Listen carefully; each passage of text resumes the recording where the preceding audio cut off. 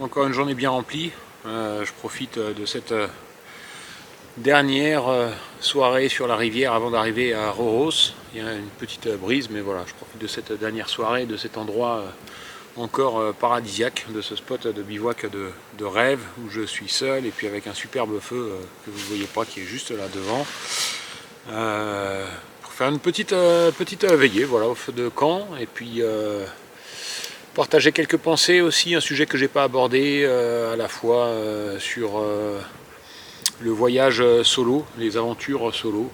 Je sais que c'est toujours un sujet qui questionne beaucoup de gens, à la fois pour des raisons de sécurité, et puis ensuite, bien évidemment, il y a une question de compétence et de confiance en soi qui se pose.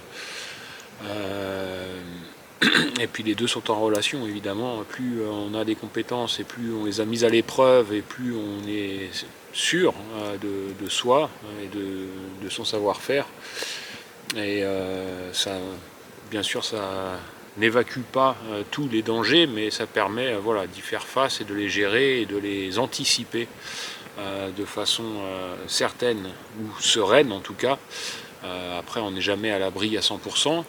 Dans les compétences, il y a aussi la capacité à gérer un danger ou un problème de sécurité, voilà, auquel on doit faire face, ou bien qui fait suite à une négligence ou une erreur aussi, tout simplement. Et donc ça, voilà, ça c'est une question, ça c'est un aspect du voyage solo en fait.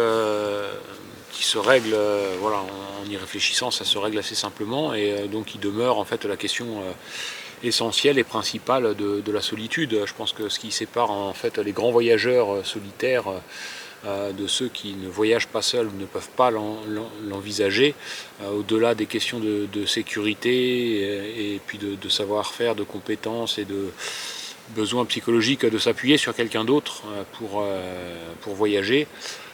Il y a cette question de faire face à la solitude et de gérer la solitude, de se gérer soi-même, de connaître ses limites, parfois de savoir les dépasser aussi de façon saine, de façon équilibrée, sans se... parfois en se faisant une forme de violence, mais en tout cas qui reste quelque chose de sain pour notre corps et notre esprit, quoi. Et donc, question de la solitude, voilà, j'avais commencé cette aventure en disant, voilà, je souhaitais commencer par une belle phrase, en disant, voilà, je me rends dans un endroit sauvage, loin de la civilisation, et puis malgré que j'y suis encore jamais allé, j'ai le sentiment de rentrer à la maison.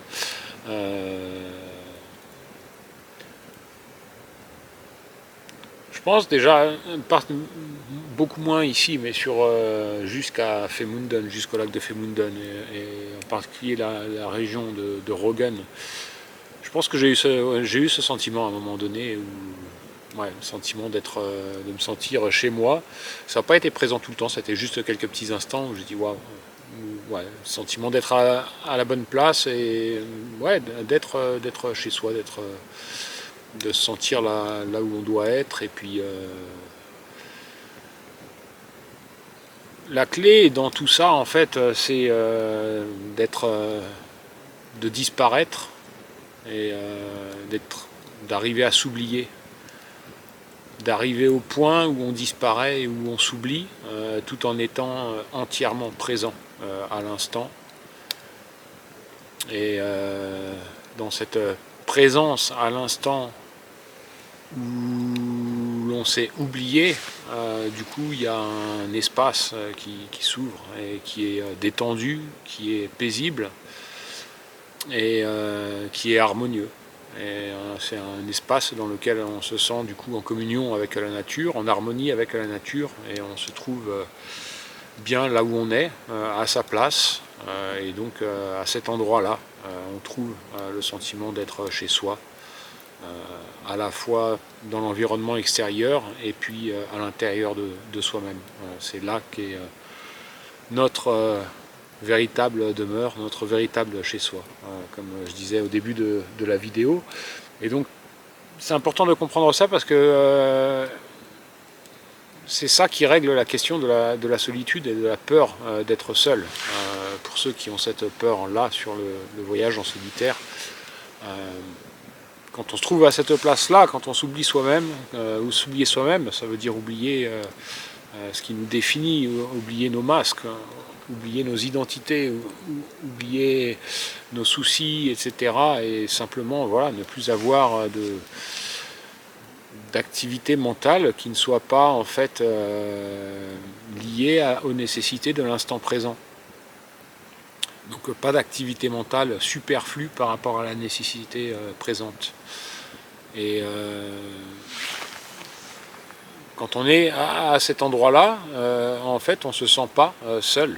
Le fait de se sentir seul, c'est la manifestation d'une forme d'activité mentale qui n'a rien à voir avec l'instant présent. C'est des souvenirs, c'est des regrets, c'est des manques, c'est tout ce genre de choses en fait qui viennent se manifester dans notre esprit et qui font qu'on va se sentir seul. Des besoins, besoin de sécurité, besoin de réconfort, etc. Et tout ça, c'est aussi des choses quelque part qui viennent obstruer notre présence pleine et entière à l'endroit où l'on est, dans la nature, et qui viennent un peu ternir la relation qu'on a à notre environnement immédiat en pleine nature. Et donc se rendre dans un endroit sauvage, en fait, c'est super pour ça, parce que, et je pense, quelque part, je disais précédemment que cet après-midi, là, j'avais eu, je sais pas, pendant 1 heure, une espèce de coup de blues quand je traversais un lac, et puis à la fois contre-coup de quitter Roggen, et puis ces endroits où les paysages sont somptueux et où on s'en prend plein les yeux à longueur de journée, mais aussi parce que du coup c'est un retour à la civilisation, donc de nouveau on peut entendre au loin une route, ou bien voilà, de temps à autre il y a eu quelques rares voitures qui sont passées sur la route qui longeaient tout ça. Et tout ça, voilà, ça fait que quelque part ça rappelle tout un truc du quotidien, tout un truc de la civilisation. Ça ramène tout ça à la conscience, à l'esprit, et ça a un poids, Et c'est ce qui peut faire que du coup se sentir seul ou entre deux, quoi, avoir envie soit de rentrer complètement dans la civilisation, soit de recourir dans le monde sauvage, quoi, et pas rester entre deux. On a l'impression d'être un peu bancal. Enfin, c'était mon sentiment à ce moment-là. Je dis on, mais je parle de moi.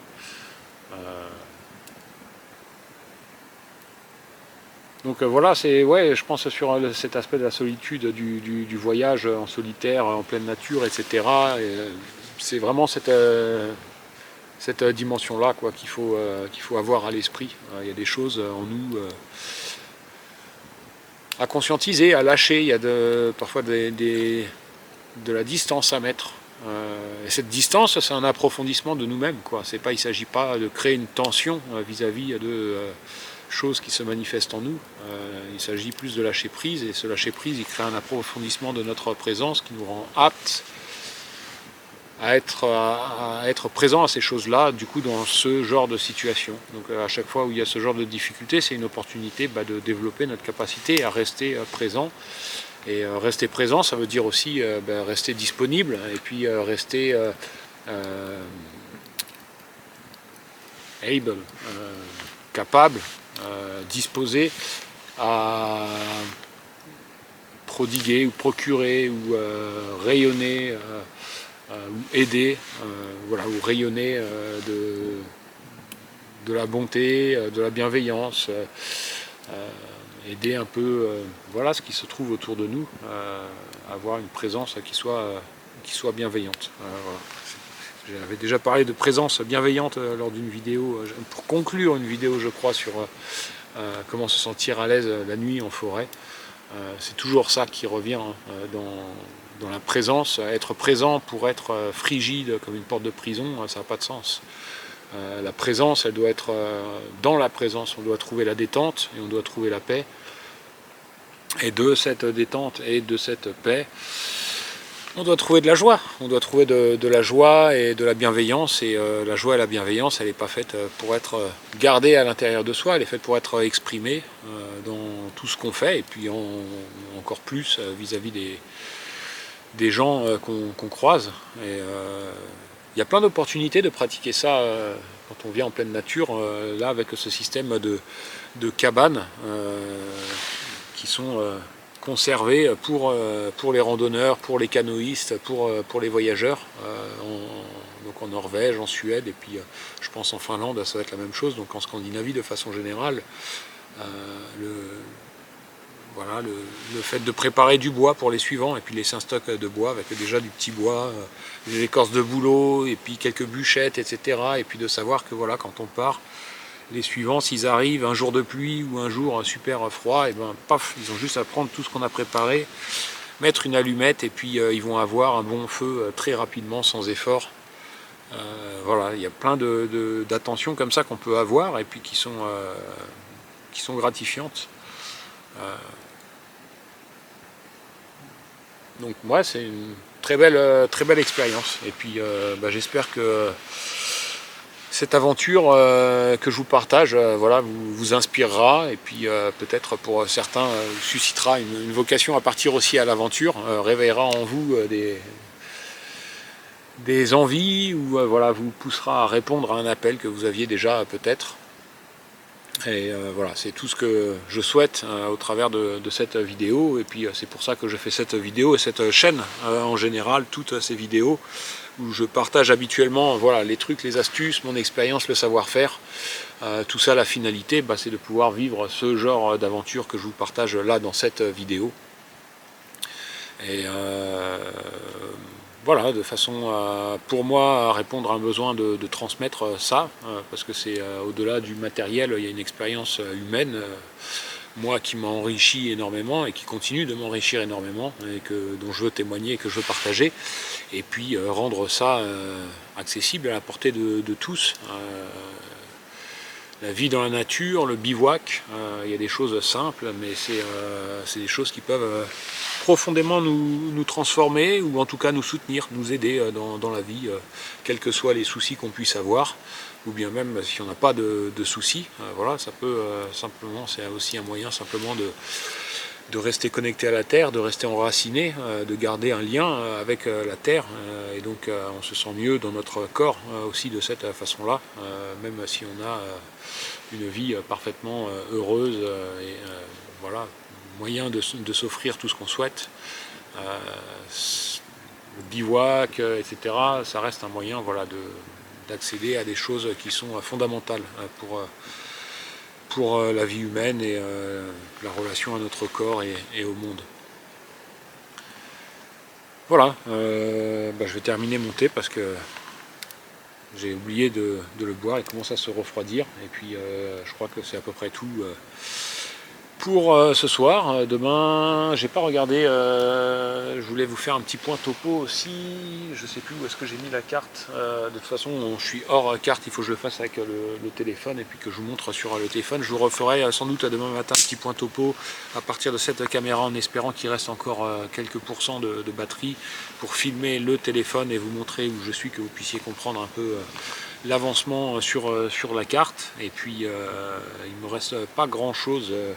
Là je suis à la moitié du Grand Lac, donc il doit me rester 6 km pour arriver au bout, et puis après peut-être 12 km de rivière pour arriver à Røros.